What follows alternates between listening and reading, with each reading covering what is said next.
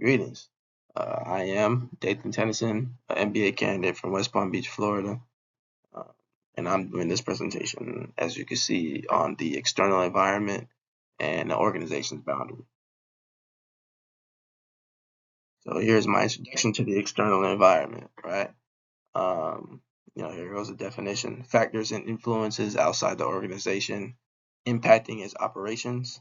That's the definition of an external environment. The importance, as said here, understanding the factors is crucial for strategic planning and org success. Um, yeah, you can see here in this image the external environment, everything that is involved with it: technological, economic, political, legal, demographic, social, competitive, global. The internal factors such as entrepreneurs, managers, workers, and customers. Uh, and moving on to the general environment overview. As you can see here, these are all, on this image, these are all the things having to do with general environment. So you'll see here political, legal, socio-cultural, demographic, tech, macroeconomic, international forces, right? So diving into economic conditions, that's where we get into the um, that's where we get into um, the broad factors, that affect many organizations. Like as you can see here, GDP, inflation, employment levels, interest rates. So like just think of in terms of when 2020 when COVID actually hit, and the employment levels were at an all-time low because essential workers were all the essential workers were the ones who were doing most of the working, and people were getting laid off. And think of it now, just in terms of inflation and interest rates, how everything has been going up for the past couple of years, and how everything seems to still be going up unless we have a recession now, right? Technological changes like innovation and automation in terms of let's say um, just doing the work that's repetitive. So let's say people are having to create boxes so they can put things in to ship things out. Instead of having people do that, have robots figure out how to do that, and where we're cutting that, reducing that cost, and having more profit because we're not having to hire specific employees to do things like that for us. And then you got the socio-cultural forces like the demographics and the cultural norms and that shape consumer behavior and the workforce dynamic. So just basically your normal lifestyle changes, like the things that impact you the most. Like I'm sure for COVID, like things like, oh, you have to wear a mask before you go out now. So now you have to make sure you have masks in your inventory to where if you leave the house, you'll be able to wear them, right? Um, and moving on, continued is the political and legal factors where we have they include the regulations, the political stability, and the trade policies, which can create both opportunities and constraints, right? Because let's say if you're being regulated more often than not, you have to follow certain guidelines to whereas let's say before the regulation you were able to create more inventory or be able to get more inventory off, and now these regulations are stopping you from doing that. Now you have to figure out another way or maybe go into a different market to which you can fill that gap in that profit loss. Then you got a global environment, um, basically globalization and international events impacting how organizations operate across the borders. Um, and understanding these elements help organizations navigate complex and external landscapes. You'll see all five of them again. Um, Moving on to task environment overview. It includes the factors that directly affect an organization's ability to achieve its goals, right?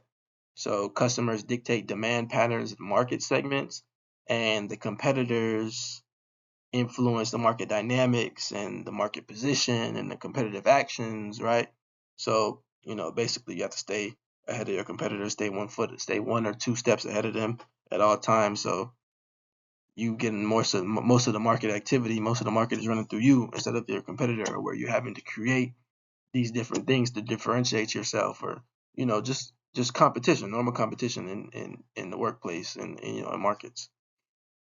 And then you got the supplier, supply chain reliability and the supplier relationships, like ensuring like the availability of the necessary resources of whatever you're trying to sell, right? Because if you run out of whatever you need, there's a high possibility that you won't be able to, get what you need off, or like have any revenue or profit at the end of the year, because you're not selling the things that you typically sell, right? And having the right reliability and having a relationship with these different suppliers is what helps you stay on that good path, on that good course, so we're gonna have to worry about things like that. And then task environment continued, the labor market um, affects the ability of skilled labor and wage levels, and impacting recruitment and retention. And then regulators impose compliance requirements and oversight through regulatory bodies, ensuring that organizations adhere to laws and standards. And managing these relationships effectively is essential for your organization's success, right? Moving on to the organization's boundary, right? So here you have the boundary spanning rules and the environmental scanning. Boundaries, the organization's boundary defines the line between itself and the external environment. And the boundary scanning roles basically involve interacting with external stakeholders, such as marketing, sales, um, public relations, supply chain management, things like that. Just getting outside yourself a little bit as a company. Extending your boundary means you'll be able to take in more, but you also have to produce more in the same breath, right? In terms of external environmental scanning, sorry, excuse me.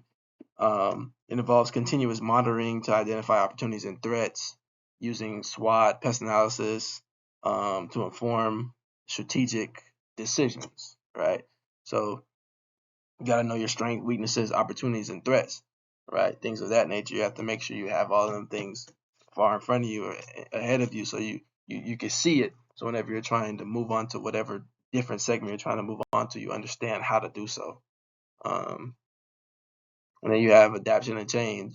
Organizations must adapt and change in response to external factors, right? Like I said before, inflation, recessions, um, consumer perspective, consumer, you know, differentiation, things like that.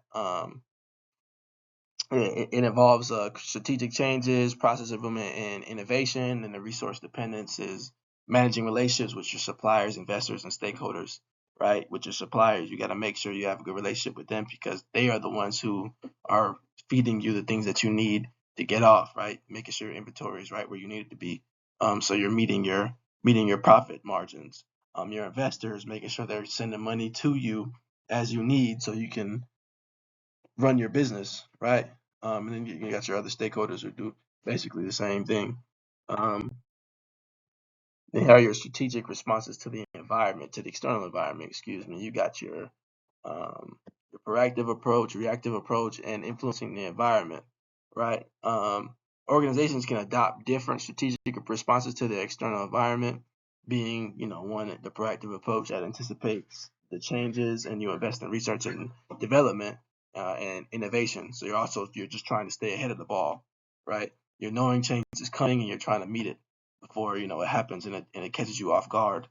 Um, and you got reactive approach, so responding to changes as they occur. Your plan B's, your contingency plans, right? So let's say your competitor comes out with something that, I'm sorry, not your competitor. Like, let's say, I don't know, inflation hits an all-time high in the next 3 to 6 months. So now you're having to figure out, okay, how do we change our prices, or where do we go, or what kind of supplies do we use? Do we lower the quality? Do we continue with the same quantity? What do we do to make sure we're still making our ends meet? You got influence in the environment, so basically lobbying, public relations, corporate social responsibility. Just lobbying to get the laws that you want passed, so that can help your corporation do what it needs to do. And then that's the end.